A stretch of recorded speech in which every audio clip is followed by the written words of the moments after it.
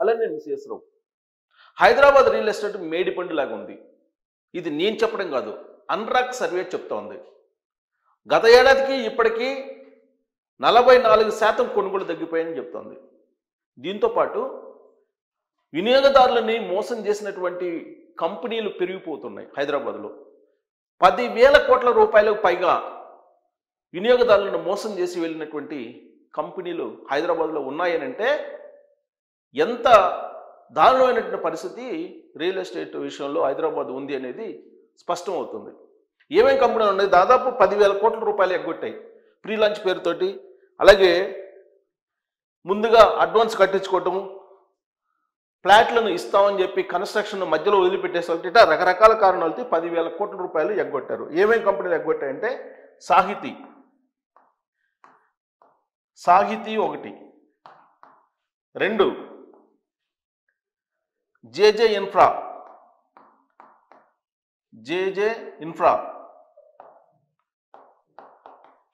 3 ఇవన్నీ కూడా రెరాకి తెలుసు, కానీ వినియోగదారులని అలర్ట్ చేయట్లా. డిమాండ్ లేకపోయినా ఉన్నట్టు చెప్తోంది. జేవీ బిల్డర్స్ 4, జయా గ్రూప్, ఇవన్నీ కూడా పెద్ద గ్రూపులు, ఇవన్నీ పెద్ద కంపెనీలు. ఇవన్నీ కూడా ఇవి కాకుండా చిన్నవి చాలా ఉన్నాయి. ఎక్కడెక్కడ ఎగ్గొట్టారు వీళ్ళు, ఎక్కడెక్కడ ఈ ప్రాజెక్టులు వేశారు? Financial districts Nanakramguda, Narsingi, Nizampet, LB Nagar, Narsingi, Puppalaguda, Tellapur, Shamirpet, Adibatla ఇలాంటి చోట్ల వీళ్ళు వెంచర్లు వేసి ఈ వెంచర్ల ద్వారా వినియోగదారుల నుంచి డబ్బులు రాబట్టి 10,000 కోట్ల రూపాయలు ఎగ్గొట్టారు. 10,000 కోట్లు ఈ చిన్న అమౌంట్ కాదు కదా. అంటే రియల్ ఎస్టేట్ హైదరాబాద్లో ఏ విధంగా ఉంది అని చెప్పేదానికి నిదర్శనం. ఇప్పుడు అన్రాక్ అనేటువంటి సంస్థ, పేరున్నటువంటి సంస్థ సర్వే చేసింది. అనురాక్ సర్వే ప్రకారం 44% కొనుగోళ్లు తగ్గిపోయాయి ఈ ఏడాది. ఈ క్వార్టర్లో గత ఏడాదితో పోల్చుకుంటే ఈ క్వార్టర్లో 44% కొనుగోలు తగ్గిపోయినాయి అన్రాక్ సర్వే చెప్తుంది. 5 లక్షల ఫ్లాట్స్ రెడీ టు జాయిన్ ఉన్నాయి. అంటే 5 లక్షల ఫ్లాట్లు అమ్మకానికి మీరు నేరుగా పోయి చేరొచ్చు అనమాట. మొత్తం కంప్లీట్ అయిపోయి ఉన్నాయి. అయినప్పటికీ కూడా బిల్డర్స్ మోసం చేస్తున్నారు, రియల్ ఎస్టేట్ పెద్దలు మోసం చేస్తున్నారు. రెరా కూడా ఉన్న విషయాన్ని చెప్పట్లేదు, మభ్యపెడుతోంది. కేవలం డిజాస్టర్లోకి వెళ్ళిపోతుందేమో అనేటువంటి ఉద్దేశంతో ఆల్రెడీ డిజాస్టర్లో ఉంది, దాన్ని దాచిపెడుతున్నారు. రియల్ ఎస్టేట్కి సంబంధించిన సమస్యలు దాచిపెడుతున్నాయి. ప్రభుత్వం కూడా ఎంతో కొంత దాచిపెడుతోంది. ఇప్పుడు రేవంత్ రెడ్డి గారి ప్రభుత్వం అయితే కొంతమేరకు నిజాలు చెప్పే ప్రయత్నం చేస్తుంది. కానీ గత ప్రభుత్వం తాలూకు వాసనలో ఉన్నటువంటి రియల్ ఎస్టేట్ కంపెనీలు ఇప్పటికీ కూడా మోసం చేస్తూ ఉన్నాయి. ఆ విషయాన్ని అనురాగ్ సర్వే చెప్తోంది. ఇక రాబోయేటువంటి రోజుల్లో మరి మెరుగుపడే అవకాశం ఉందా అనేదాన్ని మనం విశ్లేషించుకుందాం. రాబోయేటువంటి రోజుల్లో ఇంకా మరింత పతనానికి రియల్ ఎస్టేట్ హైదరాబాద్ వెళ్ళే అవకాశం ఉందని చెప్పి రకరకాల అంశాలను మనం క్రోడీకరించుకొని అంచనా వేసుకుంటే స్పష్టమవుతుంది. కేవలం హైదరాబాద్ కాదండి, అమరావతి పరిస్థితి అలానే ఉంది, అలాగే బెంగళూరు పరిస్థితి అలా ఉంది, ముంబై పరిస్థితి అలా ఉంది. కాకపోతే ఎక్కువ డిజాస్టర్ హైదరాబాద్లో ఉంది. కారణం ఏంటంటే లేనటువంటి రేట్లను ఉన్నట్టు క్రియేట్ చేశారు. కృత్రిమ రేట్లను క్రియేట్ చేసి పెట్టి డ్రామా ఆడారు. ఇప్పటి వరకు కూడా అందరితోటి, ప్రజలతోటి, సామాన్యులతోటి, మధ్యతరగతితోటి డ్రామాలు ఆడారు వీళ్ళందరూ కూడా. ఇప్పుడు పరిస్థితి ఏంటంటే ఒక్కొక్క కంపెనీ బోర్డు తిప్పేస్తూ ఉన్నాయి. ఇప్పుడు ఆల్రెడీ నేను చెప్పాను 10,000 కోట్లు ఎగ్గొట్టారని. జస్ట్ నిన్నగాక మొన్న ఒక కంపెనీ మళ్ళీ బోర్డు తిప్పేసింది. వారానికి ఒక కంపెనీ బోర్డు తిప్పేస్తుంది యావరేజ్న. ఏదో ఒకటి చిన్నదో పెద్దదో ఏదో ఒక కంపెనీ బోర్డులు తిప్పేస్తున్నాయి రియల్ ఎస్టేట్ కంపెనీలు. ఇక రాబోయేటువంటి రోజుల్లో పరిస్థితి ఏంటి అనేది నేను కొన్ని పాయింట్స్ చెప్తా. ప్రధానంగా రియల్ ఎస్టేట్ ఆధారపడింది ఐటీ సెక్టార్ మీద, ఫార్మా సెక్టార్ మీద, అలాగే నిర్మాణ అలాగే తయారీ రంగం మీద, వీటి మీద ఎక్కువగా ఆధారపడి ఉంది. మరి ఐటీ సెక్టార్ పరిస్థితి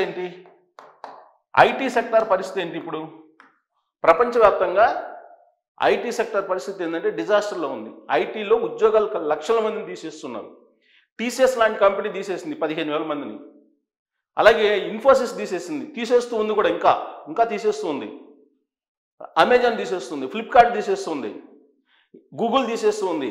ఇలాంటి కంపెనీలన్నీ కూడా ఐటీలో ఉద్యోగాలు పోతున్నాయి. ఇంటెల్ 25,000 మందిని తీసేస్తుంది ఒకేసారి. రీసెంట్గా జస్ట్ వారం క్రితమే ఇంటెల్ 25,000 మందిని, టీసీఎస్ 15,000 మందిని, మైక్రోసాఫ్ట్ 10,000 మందిని తీసేశారు. అంతకుముందు కొంతమందిని తీసేశారు. ఇంకా తీసేసిన అవకాశం ఉందని చెప్పి వాళ్ళు చెప్తూ ఉన్నారు. ఇది ఎక్కడికి వెళ్తుందో ఈ లేఆఫ్స్ అనేది అర్థం కావట్లేదు అంటున్నారు. అంటే 2008 నాటి మాంద్యం ఐటీలో కనిపిస్తూ ఉంది. ఇక రెండో పాయింట్, ఫార్మా. కొన్ని ఫార్మా బాగుందా? ఫార్మా బాగుందా అని అంటే ఫార్మా ఇప్పుడు రెసిప్రోకల్ ట్యాక్స్ లేదంటే అమెరికాకు సంబంధించినటువంటి ట్యాక్సెస్ ఏ విధంగా నిర్ణయిస్తారు ఇప్పటివరకు క్లారిటీ లేదు.